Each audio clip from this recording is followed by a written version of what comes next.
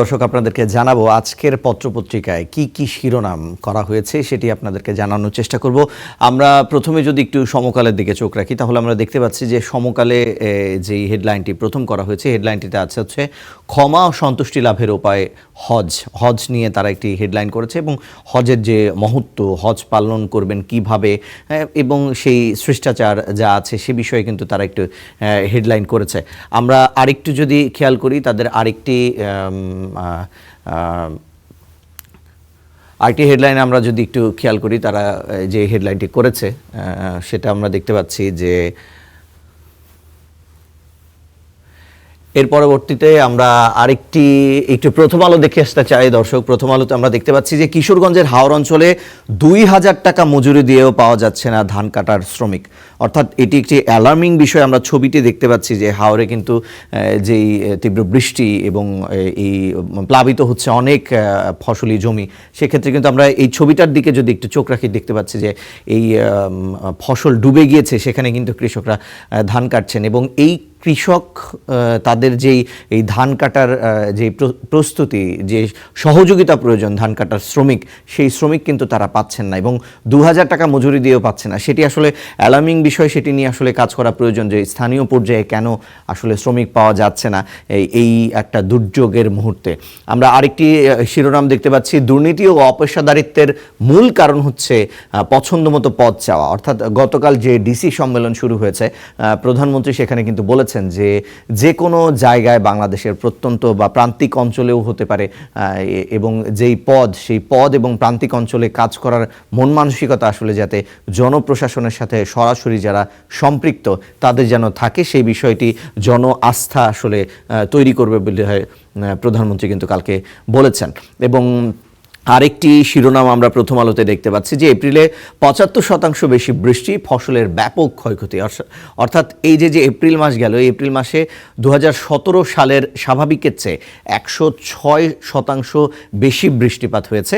২০১৮ সালের সাথে তুলনা করলে সেটি হচ্ছে ৩৬% কম, ২০১৯ সালের সাথে তুলনা করলে ২০% কম। অর্থাৎ আপনি যদি তুলনা করেন যে ২০১৭ সালের স্বাভাবিক চেয়ে প্রায় ১০৬% বেশি বৃষ্টিপাত হয়েছে এই এপ্রিলেই। আরেকটি শিরোনাম আমরা দেখতে পাচ্ছি যে তলিয়ে যাওয়া হাওরকে বুঝতে হবে হাওরবাসীর আয়নায়। অর্থাৎ এই যে হাওর তলিয়ে যাচ্ছে হাওর এলাকা, সেটি কিন্তু প্রতি বছরেরই আসলে নিয়মিত ঘটনা। সেটিকে আসলে প্রতিরোধ করার জন্য যে ব্যবস্থা নেওয়া প্রয়োজন, সেই ব্যবস্থা নেওয়ার একটি কলাম আমরা দেখতে পাচ্ছি। আরেকটি শিরোনাম আমরা দেখতে পাচ্ছি, হাম ও হামের উপসর্গে আরও 10 শিশুর মৃত্যু। অর্থাৎ গতকাল কিন্তু গত ২৪ ঘন্টায় হাম ও হামের উপসর্গে কিন্তু 10 শিশুর মৃত্যু হয়েছে। সেটি কিন্তু নিয়মিত যেই তথ্য আসলে স্বাস্থ্য অধিদপ্তর দিয়ে থাকে সেই তথ্য কিন্তু জানানো হয়েছে এবং হাম ও হামের উপসর্গ নিয়ে 10 জনের মৃত্যুর পর এ নিয়ে হাম ও হামের উপসর্গে গত 50 দিনে 294 শিশুর মৃত্যু হয়েছে, সেটি কিন্তু উল্লেখ করা হয়েছে। আরেকটি শিরোনাম আমরা দেখতে পাচ্ছি যে বাংলাদেশকে মানতে হবে 131 শর্ত, যুক্তরাষ্ট্রকে 6। অর্থাৎ যুক্তরাষ্ট্র বাংলাদেশ যেই বাণিজ্য চুক্তি, এই বাণিজ্য চুক্তি নিয়ে তারা একটি শিরোনাম করেছে। ট্রাম্পের পাল্টা শুল্ক আরোপ ও চুক্তি যেভাবে হলো সেটির একটি ম্যাপ তারা দেখিয়েছেন। তো সব মিলিয়ে আমরা দেখতে পাচ্ছি যে আজকে কিন্তু এই যে তীব্র বৃষ্টিপাতের ফলে বাংলাদেশের যে অতিবৃষ্টির ফলে হাওর অঞ্চলের যেই অস্বাভাবিক অবস্থা আসলে তৈরি হয়েছে, সেটিকে ফোকাস করেই কিন্তু প্রথম আলোর আসলে সব শিরোনাম রয়েছে। আমরা আরেকটু যদি দেখতে চাই যুগান্তর পত্রিকার দিকে চোখ রাখলে আমরা দেখতে পাচ্ছি যে এখানেও কিন্তু যেমনটি আপনাদেরকে জানাচ্ছিলাম, প্রথম আলো করেছে যে গতকাল যে ডিসি সম্মেলন শুরু হয়েছে, প্রধানমন্ত্রী সেখানে উপস্থিত ছিলেন। সেই ডিসি সম্মেলন নিয়ে তারা একটি শিরোনাম করেছে যে কর্মকর্তাদের সব পদে কাজ করার মানসিকতা থাকা জরুরি। যেটি আসলে বলছিলাম, শুধু সব পদে না, যে কোনো জায়গায় বাংলাদেশের যে কোনো অঞ্চলে কাজ করার মানসিকতা থাকা প্রয়োজন বলে গতকাল কিন্তু প্রধানমন্ত্রী বলেছেন। এখানে আরেকটি শিরোনাম আমরা দেখতে পাচ্ছি, জীবনযাত্রার ব্যয় বৃদ্ধির কথা জানালেন ডিসিরা, বাড়তি সুবিধার প্রস্তাব। অর্থাৎ জীবনযাত্রার ব্যয় যে বৃদ্ধি হয়েছে সেটির কথা কিন্তু ডিসিরা বলেছেন এবং বাড়তি সুবিধার জন্য তাদের যেই সুযোগ সুবিধা আসলে প্রয়োজন সেটি কিন্তু তারা প্রস্তাব করেছেন। আমরা দেখতে পেয়েছি এখানে আরেকটি বিষয় উল্লেখ করা হয়েছে যে 12 থেকে 20তম গ্রেডের কর্মচারীদের জন্য রেশন দাবি ডিসিরা এই রেশনের দাবিও কিন্তু করেছেন। সেই সাথে সাথে আমরা আরেকটি শিরোনাম যদি দেখি যে বাজেট 2026 এবং 27 অর্থ বছর ব্যক্তি শ্রেণীর করের বোঝা বাড়বে, সেটি নিয়ে কিন্তু তারা একটি হেডলাইন করেছে। পাল্টে গেছে করের হিসেব নিকেশ, মৌজা রেটে দিতে হবে সম্পদ কর। আর এর মধ্যে হচ্ছে পরিবর্তন আনায় বাড়তি অর্থ দিতে হবে, কিন্তু সেটিও কিন্তু তাদের শিরোনামে আমরা দেখতে পেয়েছি। আমরা আরেকটি ছবি দেখতে পাচ্ছি এবং আরেকটি শিরোনাম যে সিলেটে চালকের ঘুম কেড়ে নিল 8 শ্রমিকের প্রাণ। অর্থাৎ সড়ক দুর্ঘটনা গতকাল যে ট্রাক এবং পিকআপের যে সংঘর্ষ হয়েছে সেখানে কিন্তু এই চালক আসলে ঘুমন্ত অবস্থায় ছিল এবং এর জন্য 8 নির্মাণ শ্রমিকের কিন্তু প্রাণ আসলে চলে গিয়েছে। আরেকটি শিরোনাম আমরা দেখতে পাচ্ছি যে 45,000 কোটি টাকার চুক্তি বোয়িংয়ে আসছে না এই সরকারের মেয়াদে। তো এই যে চুক্তি হয়েছে, এই বোয়িং কিন্তু আসছে না এই সরকারের মেয়াদে, সেটি কিন্তু চুক্তি হয়েছে এখন, কিন্তু এই সরকারের মেয়াদে এই বোয়িংগুলো আসলে সংযুক্ত হবে না।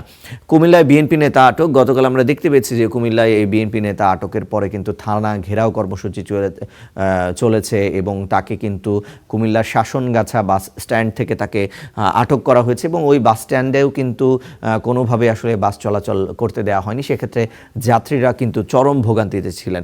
আমরা দেখতে পাচ্ছি জাতীয় নাগরিক পার্টির একটি ছবি আমরা দেখতে পাচ্ছি, সেখানে কিন্তু তাদের যে ইঞ্জিনিয়ার্স, রাজধানীর ডিপ্লোমা ইঞ্জিনিয়ার্স ইনস্টিটিউটে তাদের যে জাতীয় কনভেনশন, জাতীয় সঙ্গীতের মাধ্যমে কিন্তু গতকাল সেটি শুরু হয়েছিল এবং সেখানে কিন্তু এনসিপি এবং 11 দলীয় জোটের অনেকেই উপস্থিত ছিলেন এবং তাদের যে সরকারের সমালোচনা, তাদের যে কার্যকলাপ সেটি কিন্তু তারা আসলে করেছেন।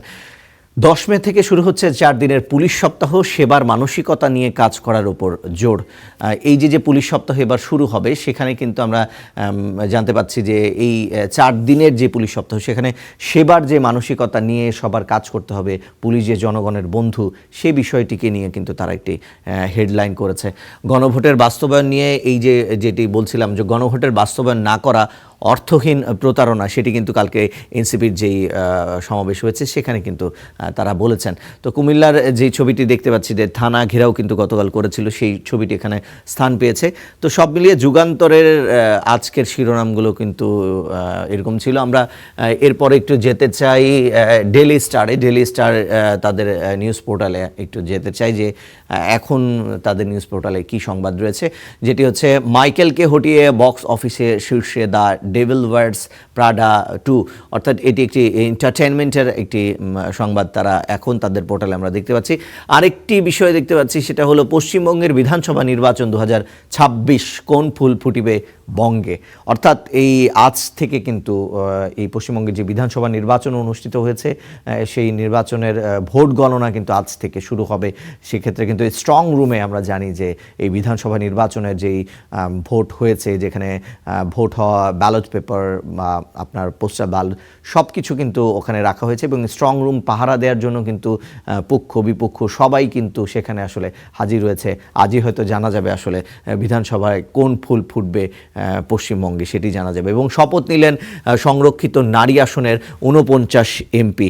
গতকাল রাতে কিন্তু এই 49 এমপি আসলে শপথ নিয়েছেন প্রধানমন্ত্রী এবং স্পিকার তিনি কিন্তু সংসদের স্পিকার, তিনি শপথ বাক্য পাঠ করিয়েছেন এবং প্রধানমন্ত্রী সহ অন্যান্যরাও কিন্তু সেই অনুষ্ঠানে যুক্ত ছিলেন। আমরা একটু আমার দেশ পত্রিকার দিকে যদি একটু চোখ রাখি, দেখতে পাচ্ছি যে শাপলা চত্বর, আপনাদের নিশ্চয়ই মনে আছে যে শাপলা চত্বরে 32 হত্যার প্রমাণ পেয়েছে তদন্ত সংস্থায়, সেটি নিয়ে কিন্তু একটি প্রতিবেদন তারা করেছে। এখানে হেফাজতের সমাবেশে এই রাজধানী মতিঝিলে শাপলা চত্বর হেফাজতের মহাসমাবেশে 32 জনকে হত্যার প্রমাণ পেয়েছে আন্তর্জাতিক অপরাধ ট্রাইব্যুনাল ICT এবং তদন্তে ক্ষমতাচ্যুত প্রধানমন্ত্রী শেখ হাসিনা, স্বরাষ্ট্রমন্ত্রী সেই সময়কার মহিউদ্দিন খান আলমগীর, ডিএমপি কমিশনার বেনজির আহমেদ এবং র্যাবের কর্মকর্তা জিয়াউল হাসান সহ 25 জনকে অভিযুক্ত করে প্রতিবেদন আসলে দাখিল করা হবে বলে জানানো হয়েছে। আগামী মাসের প্রথম সপ্তাহে অর্থাৎ 7 জুন এই প্রতিবেদন দাখিলের একটা সময় ঠিক করা হয়েছে, সেটি এই প্রতিবেদনে উল্লেখ হয়েছে এবং ক্ষমতাচ্যুত শেখ হাসিনা, বেনজির এবং জিয়াউল সহ অভিযুক্ত 25 জন 7 জুন সেই প্রতিবেদন দাখিল করলে আমরা আরও বিস্তারিত জানতে পারবো। এখানেও কিন্তু সেই প্রধানমন্ত্রীর ডিসি সম্মেলনে প্রধানমন্ত্রী আসলে যা বলেছেন সেটি কিন্তু পেয়েছি।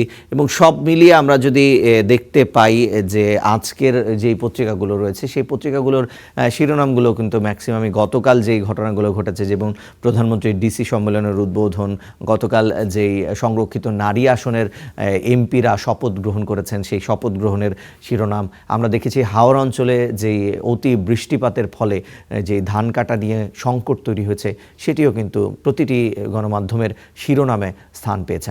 এই ছিল আজকের সংবাদপত্রের শিরোনামের অংশ। এবারে ফিরে যাচ্ছি মূল স্টুডিওতে সহকর্মী রঞ্জুর কাছে। রিশান মাহমুদ, আপনাকে ধন্যবাদ।